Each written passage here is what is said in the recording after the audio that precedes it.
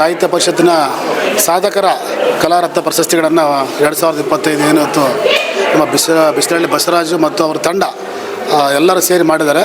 So ತುಂಬ ಅತ್ಯುತ್ತಮವಾದ ಕಾರ್ಯಕ್ರಮ. ಸೊ ಕನ್ನಡ ಜಲ ನೆಲ ಭಾಷೆ ಸಂಸ್ಕೃತಿ ಕ್ರೀಡೆ ಈ ಬಗ್ಗೆ ಅವರು ಪ್ರತಿನಿತ್ಯನೂ ಅವರು ಯಾವುದೋ ಒಂದು ಕಾರ್ಯಕ್ರಮದಲ್ಲಿ ಇರ್ತಾರೆ. ಅವರು ಎಲ್ಲಾದರೂ ನಾನು ನೋಡ್ತಿರ್ತೀನಿ, ಸಂಗೀತ ಸಾಹಿತ್ಯ ಈ ಥರ ಗಾಯನ. ಸೊ ಅವ್ರ ಪಾಪ ಅವ್ರ ಜೀವನವೇ ಅವರು ಕುಟುಂಬವೇ ಪಾಪ ಅವರು ಇದಕ್ಕೆ ಮುಡುಪಾಗಿಟ್ಟಿದ್ದಾರೆ. ಆಮೇಲೆ ಇವತ್ತು ಸಂತೋಷದ ವಿಷಯ ಏನಂದರೆ ಇಡೀ ರಾಜ್ಯದ ಮೈಸೂರು, ಚಾಮರಾಜನಗರ, ಕಾರವಾರ, ರಾಯಚೂರು ಬೇರೆ ಬೇರೆ ಊರುಗಳಿಂದ ಅಂದರೆ ಅವರನ್ನು ಆರಿಸಿದಾರಲ್ಲ, ಅದು ಭಾಳ ದೊಡ್ಡ ಸಾಧನೆ ಅವ್ರದ್ದು. ಅಂದರೆ ಇವತ್ತೇನು ಕೊಟ್ಟಿರೋ ಕಲಾರ ಪ್ರಶಸ್ತಿ ಅವರು ಇನ್ನೂ ಕೆಲಸ ಮಾಡಲಿಕ್ಕೆ ಜವಾಬ್ದಾರಿ ಜಾಸ್ತಿ ಆಯಿತು.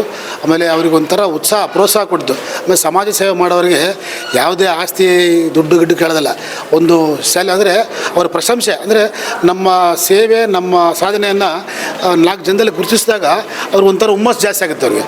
ಸೊ ಅದು ಆ ಹುಮ್ಮಸ್ಸನ್ನು ಜಾಸ್ತಿ ಮಾಡಿದ್ದಾರೆ. ನಮ್ಗೆ ಇನ್ನೂ ಕೆಲಸ ಮಾಡಲಿಕ್ಕೆ ಒಂದು ಜಾಸ್ತಿ ಒಂದು ಜವಾಬ್ದಾರಿಯನ್ನು ನೀಡಿದ್ದಾರೆ.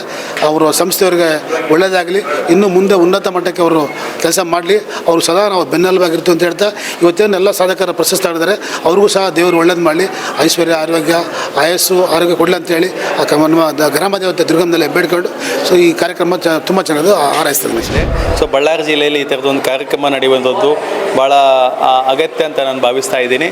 ಸೊ ಈ ದಿನ ಬಳ್ಳಾರಿಯ ಬಿಸಲಳ್ಳಿ ಬಸವರಾಜ್ ಮತ್ತು ತಂಡದವರು ಕವಿಗೋಷ್ಠಿಯನ್ನು ಮತ್ತು ವಿವಿಧ ಸ್ಪರ್ಧೆಗಳನ್ನು ಮಕ್ಕಳಿಗೆ ಏರ್ಪಡಿಸಿ, ಅದರಲ್ಲೂ ವಿಶೇಷವಾಗಿ ಕರ್ನಾಟಕದ ನಾಡಿನ ಬೇರೆ ಬೇರೆ ಭಾಗಗಳಿಂದ ಆಗಮಿಸಿರ್ತಕ್ಕಂಥ ಎಲ್ಲ ಸಾಧಕರನ್ನು ಗುರುತಿಸಿ ಕರ್ನಾಟಕ ಸಾಧಕ ರತ್ನ ಪ್ರಶಸ್ತಿ ಪ್ರದಾನ ಸಮಾರಂಭವನ್ನು ಹಮ್ಮಿಕೊಂಡಿರುವಂಥದ್ದು ಭಾಳ ಹೆಮ್ಮೆಯ ವಿಷಯ.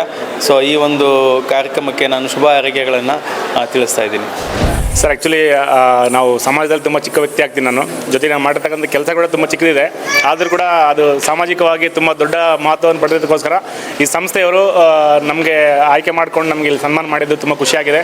ಸೊ ಈ ಸನ್ಮಾನಕ್ಕಿಂತಲೂ ಹೆಚ್ಚಿನಾಗಿ ನಮಗೆ ಖುಷಿಯಾಗೋ ವಿಷಯ ಅಂದರೆ ಎಲ್ಲರೂ ಬೈಕಲ್ಲಿ ಹೋಗ್ಬೇಕಾದ್ರೆ ಎಲ್ಲರೂ ತಪ್ಪದೇ ಹೆಲ್ಮೆಟ್ ಹಾಕ್ಕೊಂಡು ಹೋದರೆ ಅದಕ್ಕಿಂತ ಜಾಸ್ತಿ ಖುಷಿ ಇನ್ನೊಂದಿಲ್ಲ ಅಂತ ಭಾವಿಸ್ತೀನಿ. ಏನಕ್ಕಂದರೆ ನಮ್ಮ ಜೊತೆಗೆ ಅಲ್ಲಿ ಸನ್ಮಾನ ಸ್ವೀಕರಿಸಿದಲ್ಲಿ ಒಂದು 2-3 ಹೇಳಿದ್ರು ನನಗೆ.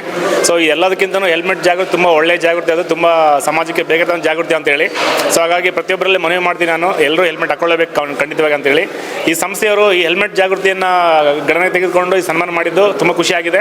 ಆ ಜೊತೆಗೆ ನಮ್ಮ ಜಿಲ್ಲೆಯ SP ಆಗಿರ್ತಕ್ಕಂಥ ಡಾಕ್ಟರ್ ಶೋಭಾರಾಣಿ ಮೇಡಮ್ ಅವರ ಕನಸಿನ ಕೂಸಿದು ಹೆಲ್ಮೆಟ್ ಜಾಗೃತಿ ಅನ್ನೋದು. ಅವ್ರು ಬೀದಿಗೆ ಬಂದ್ಬಿಟ್ಟು ಹೆಲ್ಮೆಟ್ ಎಲ್ರಿಗೂ ಜಾಗೃತಿ ಮೂಡಿಸ್ತಾ ಇದ್ರು. ಸೊ ಹಾಗಾಗಿ ನಮ್ಮ ಬಳ್ಳಾರಿ ಬಿಸಿಲು ನಾಡಾಗಿದ್ದಕ್ಕೋಸ್ಕರ ಯಾರೂ ಹೆಲ್ಮೆಟ್ನ ಹಾಕ್ಕೊಳ್ತಿರಲಿಲ್ಲ.